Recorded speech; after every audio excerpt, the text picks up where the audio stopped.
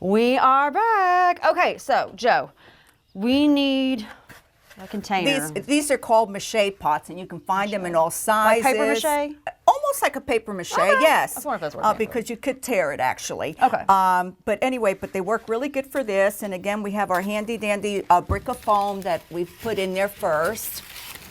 Into here, and then of course this is the lifesaver here. This stuff here sprays, but don't get too crazy with it because it expands. I learned the hard way, and I also learned don't get it all over your hands. Oh, don't get it on your definitely. I definitely use safety goggles, honestly, and in your hands. But Goo Gone helps get it off. So we start with that, and you got to let this set up for almost 24 hours.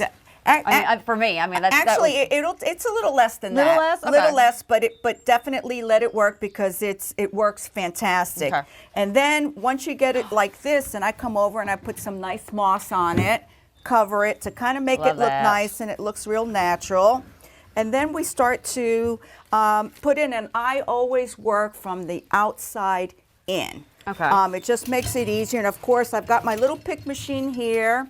Some sweet potato vine, and I'm typically, if I was at the shop, I would be gluing this. I think it works best when you glue it, and honestly, I have seen the wind blow things out of here, so that's another main reason why I glue it. So when you say glue, you're still picking them? You're picking it still with this a pick machine, and you dip it. I dip it in my hot glue. Okay. Melt it, and then I put it into the base, which is just this covered with this sheet moss that I use. Now I'm going to ask you another question, and Sure. this is just because of some things that I've tried and stuff.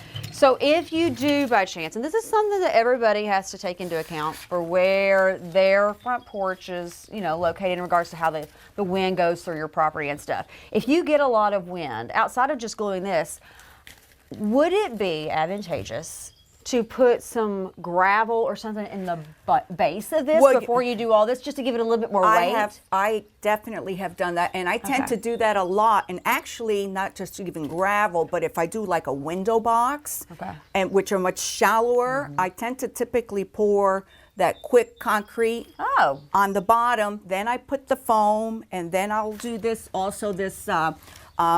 spray foam in there, because then it's definitely got some weight to it and it's not going to go anywhere. Yeah, because you don't want to invest the time and the money into this and then it just get So it works really nice, and the beauty of it, you don't have to worry, and especially where I live too, there's a lot of wind, and I've seen it completely blow things completely over. So yes, putting a little gravel in it if you do have a lot of wind and all makes it look, and works great efficiently, and it's not going to blow away on you. All right, don't make it so heavy you can't get it out. Exactly. Exactly. All right, we're going to let Joe continue to work, and we'll be back here in just a few minutes. Stay tuned.